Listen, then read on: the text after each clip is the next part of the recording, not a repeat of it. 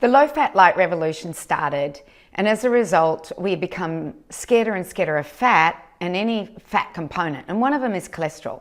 And I was asked this question recently. I love butter, but I'm concerned of the cholesterol in butter for my health. All or part products now identify in the nutritional panel the amount of trans fats in the fats of the product and in my margarine. So Meta Lee is what she's eating, and it has 0.5 grams in 100 grams of trans fats. So let's first talk about cholesterol. In a tablespoon of butter, which is 1,000 milligrams, there is 31 milligrams of cholesterol. Hardly worth mentioning, really. But anyway, if you don't eat that 31 milligrams, your body has the ability to make 2,000 milligrams every single day for the functionings of the human body, including the making of your hormones, which is progesterone, estrogen, noradrenaline, all of those hormones that are needed.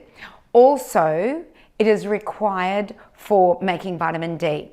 So if you're not eating it, the body will make it. That's just what it does. And the whole cholesterol myth is just that. I've done a whole report on it. I write about it in my book. Now, if we look at margarine, and we look very mechanistically at margarine, and we see that it only has 0.5 grams of trans fats to, I think it was, let me just check, 100 grams of fat, then we need to consider, well, how is that made? What's in the margarine? What are the ingredients? Is it an interesterified vegetable oil that's gone solid as opposed to being a liquid? Or is it a hydrogenated vegetable oil that has gone solid as opposed to being liquid? Does it have diglycerides, colors, flavors, acidity regulators, and has it been fortified with vitamins because it doesn't have any nutritional value to it? These are the questions we need to ask, not the amount of cholesterol that's in butter versus the amount of trans fats in margarine. We need to ask the questions of the quality of our food as opposed to mechanistically driving it down, where we look mechanistically at the food as opposed to vitalistically at the food. Hope that answers that question on, should I eat butter or should I eat margarine, when one is plastic fantastic food and butter is not.